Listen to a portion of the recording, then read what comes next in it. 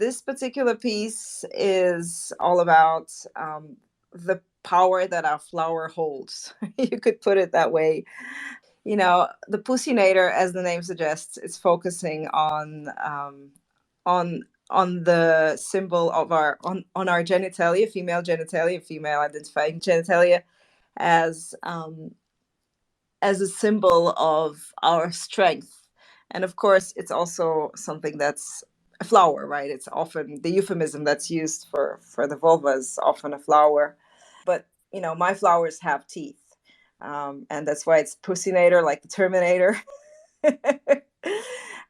So it was born from my experience of becoming a mom, which was quite hard and shocking for me. And it was a way I started painting panties, which are, by the way, available as well as separate panties.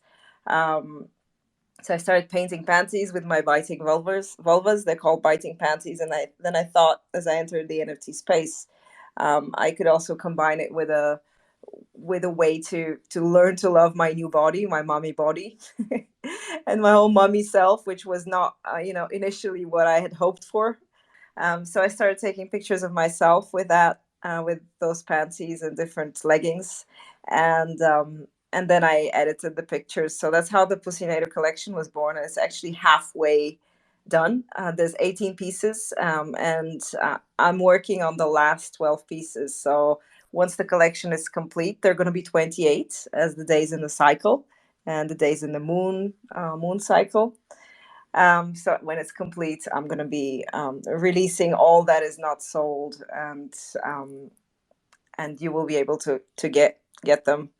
But the flower power specifically, she's the sort of the hippie one, the hippie Pussinator, and she's about that soft power that we all have.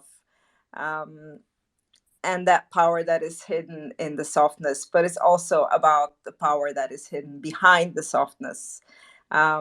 The aim of the entire collection is to empower women. It's also body positive. I'm very much about body positivity.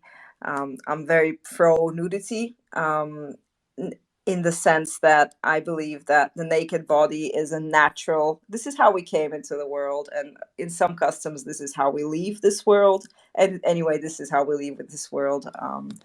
This is the clothing we have for this life, and it's a sacred vessel. Whatever you believe, even if you're an atheist, it's a sacred thing. It's the thing that embodies us, right? That's why we have the word embody. So to me, it's something that we need to love, and it's okay to share our bodies with each other. It's not all and only sexual. There's nothing wrong with sexuality, first of all, but also it's not just about sex. Um, and of course, it's about not just about motherhood, but about that. And the reason I use vagina dentata, it's actually my favorite symbol. The vagina dentata to me is kind of a representation of the mother goddess with all her aspects. So the birth giving aspect, obviously with the vagina, but also the aspect of ultimate annihilation, the death, and the void from which everything came, and that's the teeth.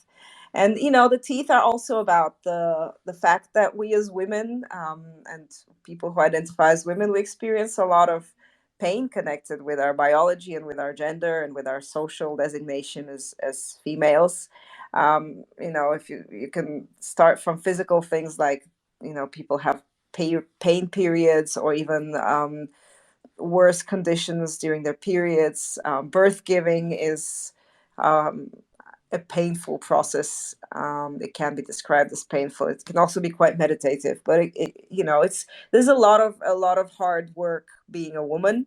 We're kind of like, to me, we're like wound up. We get wound up every month, more or less, and then we get menopause. I'm in perimenopause right now, which was triggered by my giving birth so late in life, and that's a whole other bag of worms, bag of pussies, bag of biting pussies.